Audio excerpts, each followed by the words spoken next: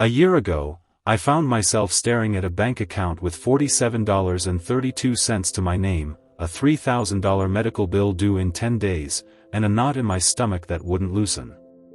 My name's Sarah, and as a single mom running a small bakery in a sleepy coastal town, I'd always scraped by.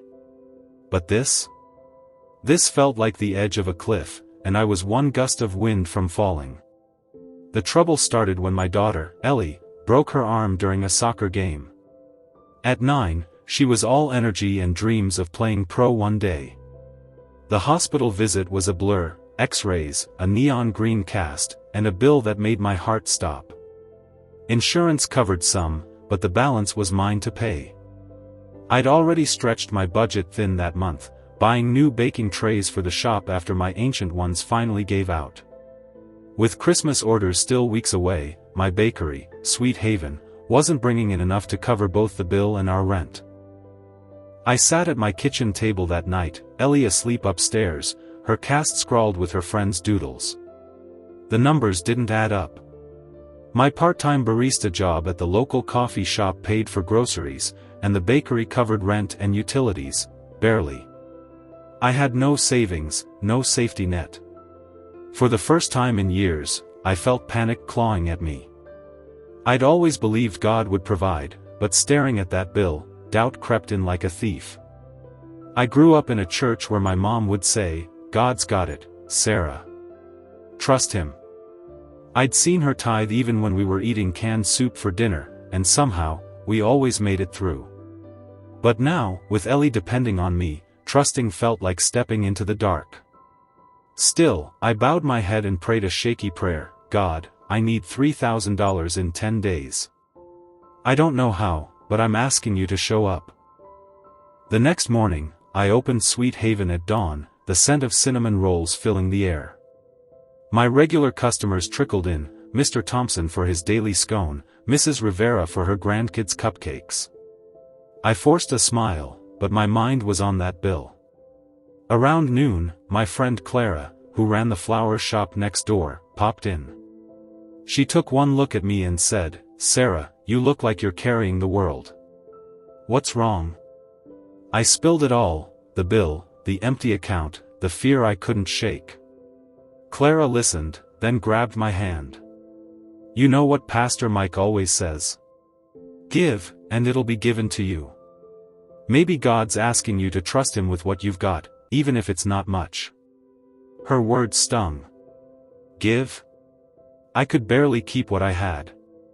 But I remembered my mom's faith, how she'd give her last dollar to someone in need and still believe God would come through. That afternoon, a woman came into the shop, her coat threadbare, her eyes tired. She asked if I had any day-old bread for cheap. I recognized her, Lila, a single mom like me, who lived in the low-income apartments across town. I'd seen her at the food bank once, too proud to ask for help. Something tugged at my heart. I handed her a bag of fresh muffins and a loaf of sourdough, waving off her offer to pay. "It's on me," I said. Her gratitude was worth more than the few dollars I'd lost, but as she left, I wondered if I'd just made a mistake.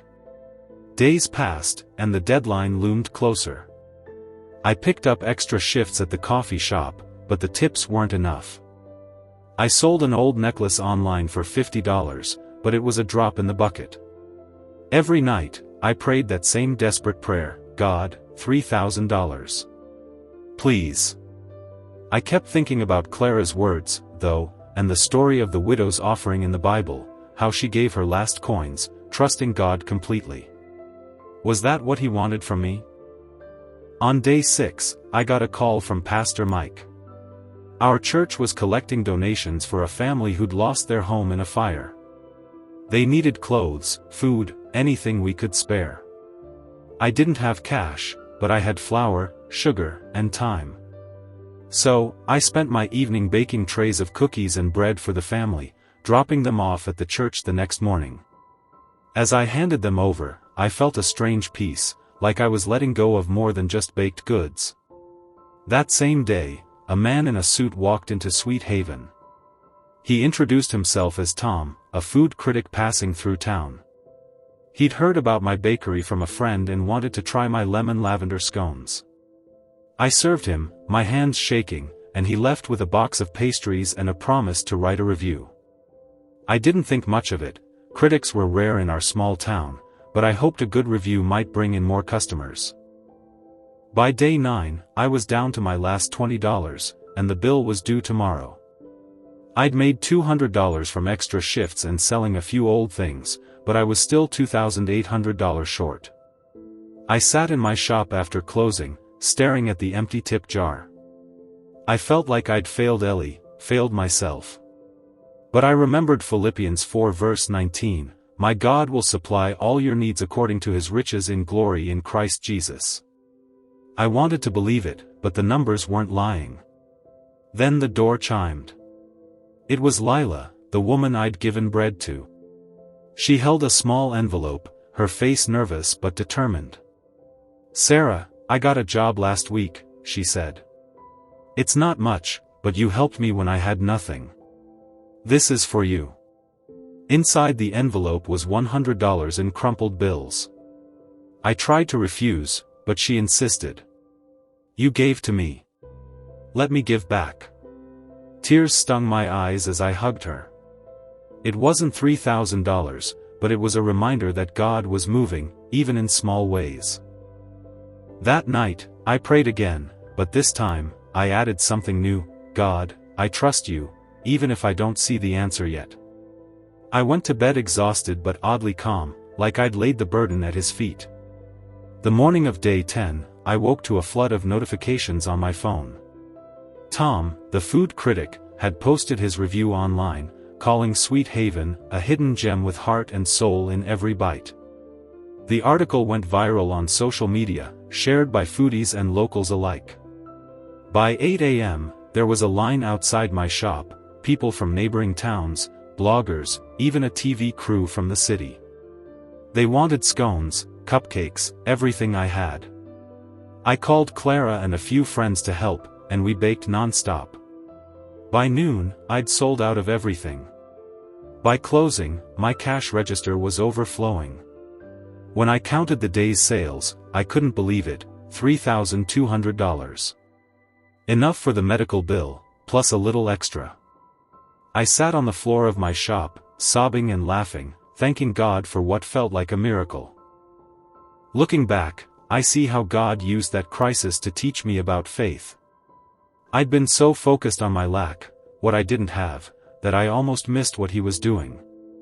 Every time I gave, whether it was bread to Lila or cookies to that family, I was trusting him with my little, and he multiplied it. Like the boy with 5 loaves and 2 fish, my small offerings became enough in his hands. Ellie's arm healed, and Sweet Haven still thriving, thanks to that viral review. But the real change was in me. I don't worry about money the way I used to.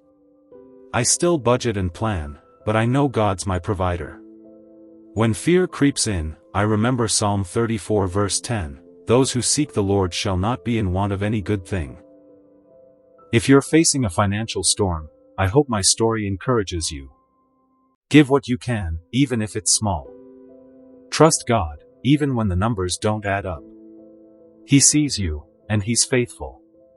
As for me, I'm saving for Ellie's soccer camp next summer, and baking extra muffins for anyone who walks into Sweet Haven looking a little lost.